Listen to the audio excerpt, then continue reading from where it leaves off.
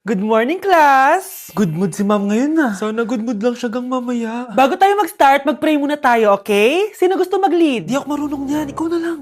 Lalo na ako, di nga ako sumisimba eh. Wala.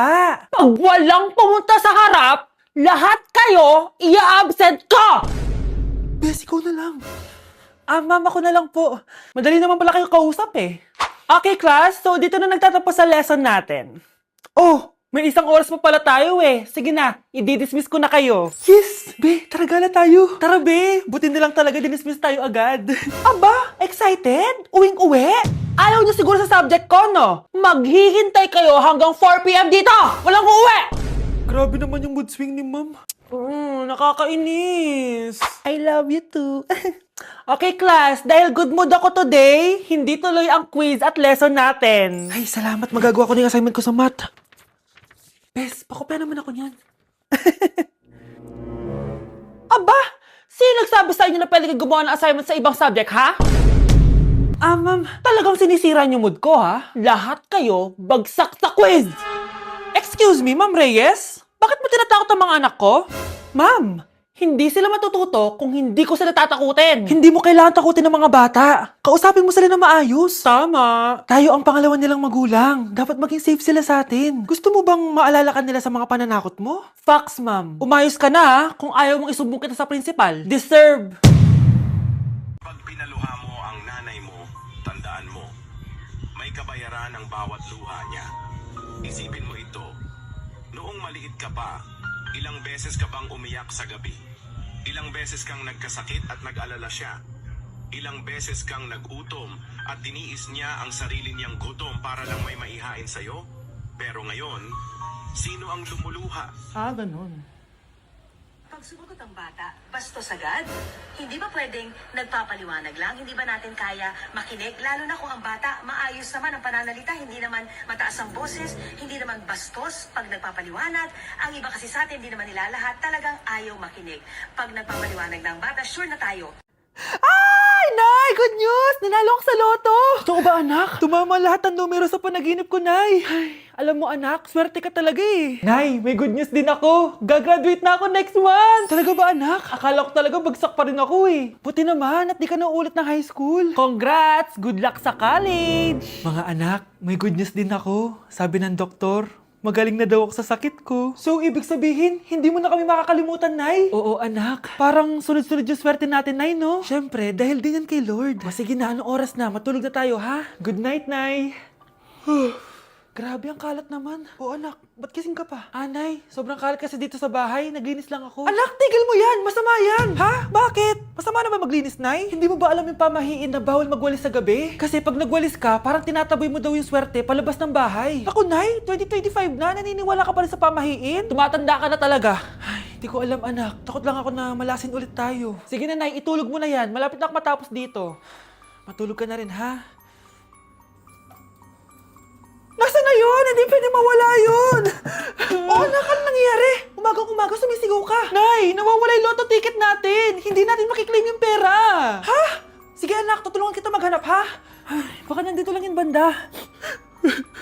Oo, anak. Ba't ka umiiyak? Ayoko na.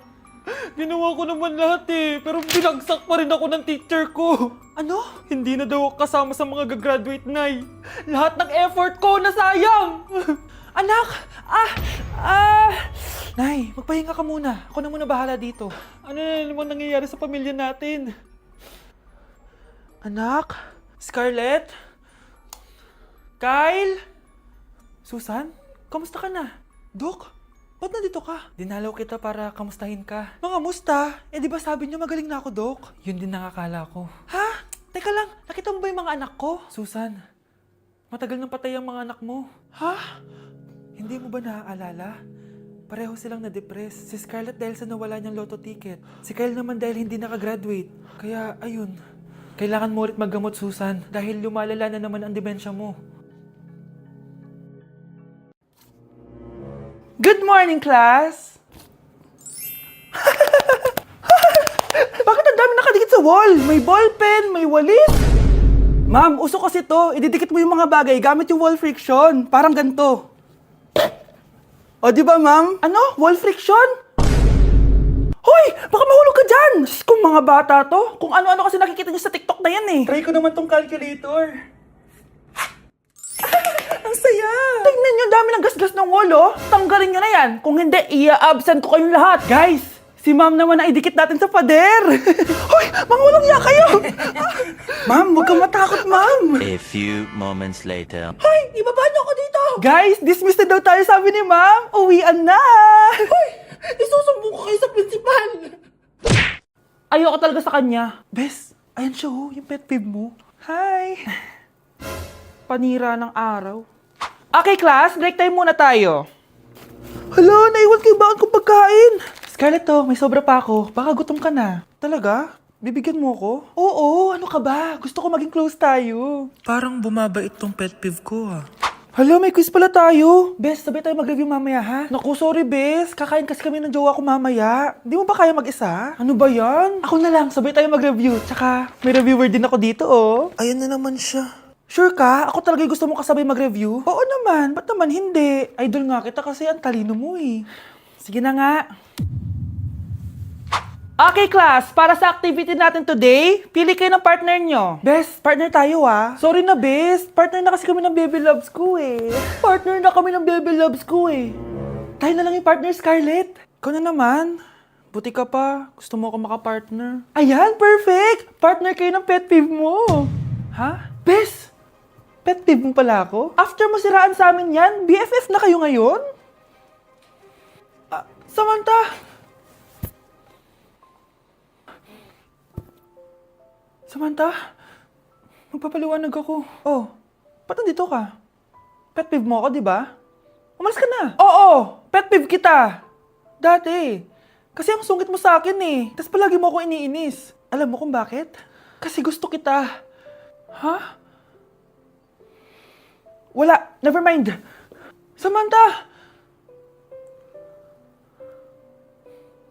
Nandito ako sa Japan at kakain tayo kasi di ako makatulog guys. Time check 1 AM na. Imbis na natutulog, kakain tayo. Buti na lang talaga sobrang lapit lang ng Family Mart sa hotel namin. Ito yung hotel namin, tapos ito lang yung Family Mart. Diba sobrang lapit? Sobrang daming pwedeng bilhin, oh. Daming onigiri, oh. Kuha tayo neto. Mukhang masarap tong chicken and vegetables. Hindi naman ako sobrang gutom. May mga gusto lang ako itry. Kuha tayo netong favorite kong drink. Try naman natin tong blueberry na flavor. Tapos ganito din yung Yakult nila dito. Actually, pampatulog pala to. Akala ko Yakult talaga siya. Ito muna bibilin ko dito. Hanap tayo ng 7-Eleven. Ito guys, may nahanap ako 7-Eleven. Parang masarap to, oh. Mukha siya lasagna. Tikman natin. Dito na lang natin siya kainin sa labas. Parang fantasy din kumain dito sa kalsada nila. Sobrang safe dito sa Japan, promise. Unahin na natin tong sushi. Alam nyo ba, kahit maglakad kayo mag-isa dito, sobrang safe, promise. Walang mga haras sa inyo. Walang kriminal, ganyan. Kaya ang sarap maglakad sa labas kasi alam mong safe ka, di ba? Tapos, sobrang babait pa ng mga Japanese. Swear. Pero sabi naman ng ibang Japanese, parang mas lang nila yon, pero ang totoo, ginajudge ka nila. Pero at least, di ba, mabait sila. Di kagaya na pumunta ako ng Hong Kong, sobrang susungit ng mga tao, sisigawan ka pa. Kapag may hinahanap ka, talagang tutulungan ka nila. Tapos palagi silang nakasmile. Kaya promise, Japan talaga yung favorite country ko. Last bite. Okay, next natin itong parang lasagna. Guys, sobrang bango. Sobrang sarap ng itsura niya. Tikman na natin.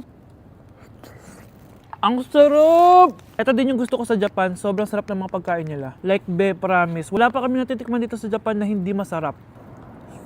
Kaya every time na pupunta talaga kami dito, promise na yon, natataba kami. Pero okay lang, Japan to eh. Alam nyo, minsan, naisip ko na dito na lang kaya kami tumira. Pero ang naririnig ko sa ibang foreigners na nakatira dito, masaya lang daw dito as a tourist. Pero kung dito ka natitira at mag-work, nakaka-depress daw, ganyan nakakalungkot. Kasi sabi nila toxic daw yung work environment dito. Pero ako, kung titira ako dito, gusto ko forever tourist ako. Inumin natin tong Yakult na nakakaantok. Last bite! Pabalik na ako ng hotel guys and inumin na natin to favorite nating drink. Medyo malansa siya tas maasim. So yun lang guys, bye!